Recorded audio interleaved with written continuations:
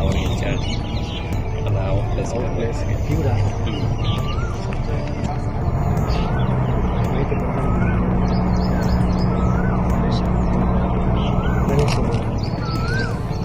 ಸಂಜೆ ಅಂದರೆ ಇಲ್ಲ ನಿಮಗೆ ಅವ್ರಿಗೆಲ್ಲ ಏನಂತ ಗೊತ್ತಾಗ ಹೊಸ್ದಾಗಿ ಬಂದಾಗ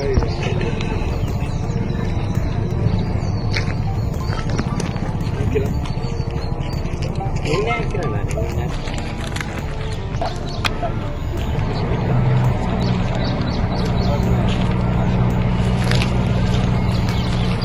ಮೊನ್ನೆ ಬಂದ್ಬಿಟ್ಟು ನಾವು ಫೋನ್ ಮಾಡಿ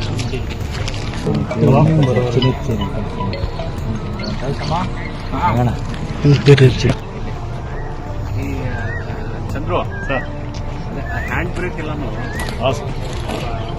ಒಂದು ಸಂಜೆ ಒಂದು RTO ಅವ್ರಿಗೆ ಒಂದು ರಿಕ್ವೆಸ್ಟ್ ಕೊಟ್ಬಿಡು.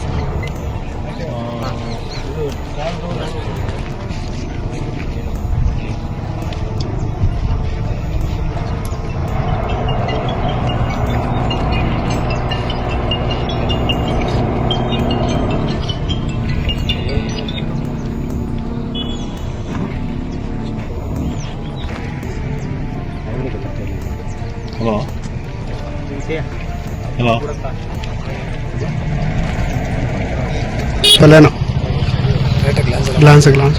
ದೊಡ್ಡಬಳ್ಳಾಪುರ ಗ್ರಾಮಾಂತರ ಪೊಲೀಸ್ ಸ್ಟೇಷನ್ ಒಂದು ನಮಗೆ ಮಾಹಿತಿ ಬರ್ತದೆ, ಕಾರು ಬೆಂಕಿ ಹತ್ಕೊಂಡು ಉರಿತಾ ಇದೆ ಅಂತ. ಕೂಡಲೇ ನಮ್ಮ ಇನ್ಸ್ಪೆಕ್ಟರ್ ಸ್ಪಾಟ್ಗೆ ಹೋದಾಗ ಬೆಂಕಿ ಉರಿತಾ ಇತ್ತು, ಮತ್ತೆ ಅಗ್ನಿಶಾಮಕ ಅಂತಂದು ಆರಿಸಿದ್ರು. ಅದರಲ್ಲಿ ಒಂದು ಮಹಿಳೆ ಸಂಪೂರ್ಣವಾಗಿ ಸುಟ್ಟಾಗಿರ್ತಕ್ಕಂಥ ಒಂದು ಕುರುಹು ಕಾಣಿಸ್ಬಂತು. ಅದಕ್ಕೆ ನಾವು ಇನ್ವೆಸ್ಟಿಗೇಷನ್ ಸೋಕೋ ಟೀಮ್ ಎಲ್ಲ ಕಳ್ಸಿಕೊಟ್ವಿ. ಆಗ್ಲೇ ನಮ್ಗೆ ಸಂಶಯ ಬಂತು ಇದು ಯಾವ್ದೋ ಒಂದು ಮರ್ಡರ್ ಅಂತ. ಯಾಕಂದ್ರೆ ರಸ್ತೆ ಮೇಲೆ ಆಗಿಲ್ಲ, ನಿರ್ಜನ ಪ್ರದೇಶಕ್ಕೆ ಹೋಗಿ ಬೆಂಕಿ ಆಗಿದೆ. ಒಂದು ಮಹಿಳೆ ಪೂರ್ತಿ ಸುಟ್ಟು ಗಾಯಗಳಾಗ್ತದೆ. ಅದನ್ನ ಮತ್ತೆ ತನಿಖೆ ಪ್ರಾರಂಭಿಸಿದಾಗ ಆಕೆ ದೇವನಹಳ್ಳಿಯದ ಸರೋಜಮ್ಮ ಅಂತ college lecturer, PUC college lecturer, Kannada lecturer. ಆಕೆ ಒಬ್ರ ಜೊತೆ ಫ್ರೆಂಡ್ಶಿಪ್ ಮಾಡ್ಕೊಂಡಿದ್ದಾಳೆ. ಮಾರ್ಸಂದ್ರದ ಆತ್ನು ಶಿವಕುಮಾರ್ ಅಂತ, ರಾಮಾಂಜನಿ ಅಂತ ಹೇಳ್ಬಿಟ್ಟು ಫ್ರೆಂಡ್ಶಿಪ್ ಇರ್ತದೆ. ಆ ರಾಮಾಂಜನಿ ಈಕೆ ಫ್ರೆಂಡ್ಶಿಪ್ ಇದ್ದಾಗ ಈಕೆ ಗಂಡ ಒಂದು ಏರ್ಪೋರ್ಟ್ ಅಲ್ಲಿ ಕೆಲಸ ಮಾಡ್ತಾ ಇರ್ತಾನೆ. ಪಾಪ ಬೆಳಿಗ್ಗೆ ಹೋದ ಸಂಜೆವರೆಗೂ ಬರೋದಿಲ್ಲ. ಆಯಮ್ಮನ್ಗೂ ಇಬ್ರು ಮಕ್ಳು ಇರ್ತಾರೆ. ಸೊ ಈತ್ನು ಆಯಮ್ಮನ್ ಮಧ್ಯೆ ಏನು ಘರ್ಷಣೆ ಆಯ್ತು ಅಂತ ಗೊತ್ತಿಲ್ಲ. ಒಂದಿನ ಕಾರು ಬಾಲಚಂದ್ರ ಮುನಿಯಪ್ಪನ ಮಗಂದು ಕಾರ್ ತಗೊಂಡು ಆಕೆಯನ್ನು ಕೂರಿಸ್ಕೊಂಡು ದೊಡ್ಡಬಳ್ಳಾಪುರ ಕಡೆ ಹೋದಾಗ ಒಂದು ನಿರ್ಜನ ಪ್ರದೇಶಕ್ಕೆ ಹೋಗ್ತಾನೆ. ಅಲ್ಲಿ ಬೆಂಕಿ ಹಚ್ಚಿಬಿಡ್ತಾನೆ. ಇದು ತಪ್ಸ್ಕೊಂಡ್ ಬಂದ್ಬಿಡ್ತಾನೆ.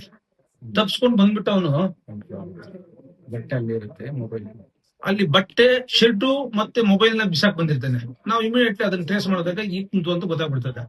ಅಷ್ಟೊತ್ತಿಗೆ ಮಾನಸಂದ್ರ ಮುನಿಯಪ್ಪನ ಮಗನಿಗೆ ಈ ಗಾಂಜಾ ಕಾರು ಸುಟ್ಟೋಯ್ತಲ್ಲ, ಮೆಸೇಜ್ ಹೋಗ್ತದೆ, ನಿನ್ನ ವೆಹಿಕಲ್ ಗೆ ಫೈರ್ ಆಕ್ಸಿಡೆಂಟ್ ಆಗಿದೆ ಅಂತ. ಲೊಕೇಶನ್ ಶೇರ್ ಆಗ್ಬಿಡ್ತದೆ. ಈಗ ಟೆಕ್ನಾಲಜಿ ಬಂದಿದೆ. ಕೂಡಲೇ ಆತ ಅಲ್ಲಿ ಬರ್ತಾನೆ. ಆತನೇ ಕಂಪ್ಲೇಂಟ್ ಕೊಡ್ತಾನೆ, ನನ್ನ ವಾಹನನ ನನ್ಗೆ ಬೇಕು ಅಂತ ಇವತ್ತು ಇದನ್ನ ತಗೊಂಡೋದ ಅಂತ. ಅದ್ರ ಮೇಲೆ ಆತದೇ ಒಂದು FIR ತಗೊಂಡು ವಿಚಾರ ಮಾಡಕ್ ಶುರು ಮಾಡಿದಾಗ ಕಡೆಗೆ ಮೃತಳು ಸರೋಜ ಅಂತ, ಈಕೆ ಜೊತೆ 5 ವರ್ಷದ ಫ್ರೆಂಡ್ಶಿಪ್ ಇತ್ತು. ಸೊ ಆತ್ಮ ಪತ್ತೆಗೆ ನಾವು ಕ್ರಮ ತಗೊಂಡಾಗ ನಮ್ಗೆ ರಾತ್ರಿ ಮಿಡ್ ನೈಟ್ ಅಲ್ಲಿ ಗೊತ್ತಾಗ್ತದೆ, ಬಿಡದಿ ಹತ್ರ ರೈಲ್ವೆಗೆ ತಲೆ ಕೊಟ್ಟು ಸತ್ತೋಗಿರ್ತಾನೆ. ಸೊ ಕ್ಲಿಯರ್ ಕಟ್ ಇದು ಆತ್ಮ ಮಾಡಿದ್ದಾನೆ. ಆತ್ಮ ಅವರ ಇಬ್ಬರ ಸಂಬಂಧದಲ್ಲಿ ಯಾವ್ದೋ ಬಿರುಕು ಬಂದಿದ್ರಿಂದ ಈ ತೀರ್ಮಾನ ತಗೊಂಡಿರ್ತಾನೆ. ಈತ್ನಿಗೂ ಹೆಂಡತಿ ಇದ್ರೂ ಆತನ ಜೊತೆ ಇರೋದಿಲ್ಲ, ಈತ್ನ ಒಬ್ಬಂಟಿಯಾಗಿರ್ತಾನೆ. ಆಕೆ ಮತ್ತು ಇಬ್ಬರ ಮಧ್ಯೆ ಏನೋ ವೈಮನಸ್ಸು ಬಂದಾಗ ಈ ಒಂದು ಕೃತ್ಯ ಎಸಗಿರ್ತಾನೆ. ಪ್ರಕರಣ ಇನ್ನು ತನಿಖೆಯಲ್ಲಿದೆ. ಅದು ಬಹಳ ಶಾರ್ಟ್ ಟೈಮ್ ಅಲ್ಲಿ ಪತ್ತೆ ಮಾಡಿರ್ತಾರೆ. ಅದಕ್ಕೆ ಸಂಬಂಧಪಟ್ಟಂತ ಸಿಬ್ಬಂದಿಗಳು ಮತ್ತು ಅಧಿಕಾರಿಗಳಿಗೂ ಸಹ ನಾವು ಅಭಿನಂದನಾ ಪತ್ರ ಮತ್ತು ನಗದು ರಿವಾರ್ಡ್ ನ ಕೊಡ್ಲಿಕ್ಕೆ ಕ್ರಮ ಕೈಗೊಳ್ತೀವಿ.